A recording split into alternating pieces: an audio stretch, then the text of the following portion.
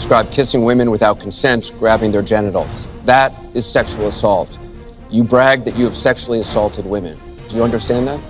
No, I didn't say that at all. I don't think you understood what was said. This was locker room talk. You know, with prior Republican nominees for president, I disagreed with them on politics, policies, principles, but I never questioned their fitness to serve.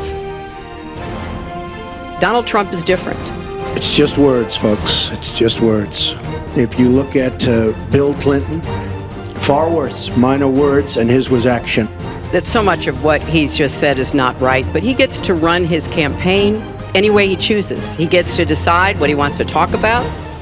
Instead of answering people's questions, talking about our agenda, laying out the plans that we have that we think can make a better life and a better country, that's his choice.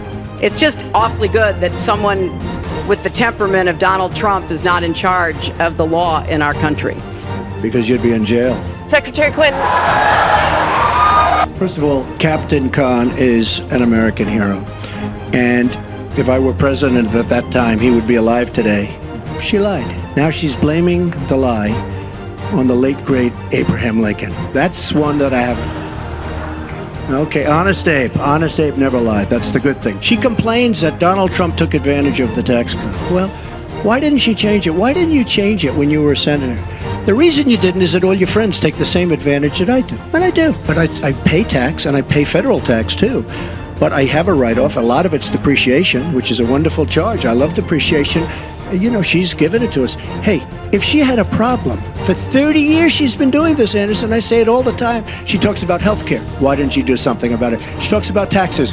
Why didn't she do something about it? If you were president, what would you do about Syria and the humanitarian crisis in Aleppo? And I want to remind you what your running mate said.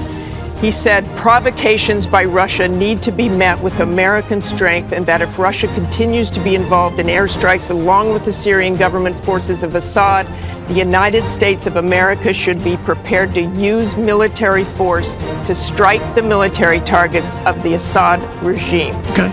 He and I haven't spoken, and I disagree. Secretary Clinton, does Mr. Trump have the discipline to be a good leader?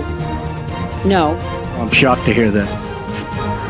My question to both of you is, regardless of the current rhetoric, would either of you name one positive thing that you respect in one another?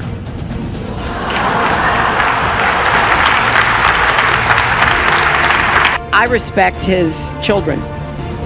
His children are incredibly able and devoted, and I think that says a lot about Donald. I will say this about Hillary. She doesn't quit. She doesn't give up. I respect that.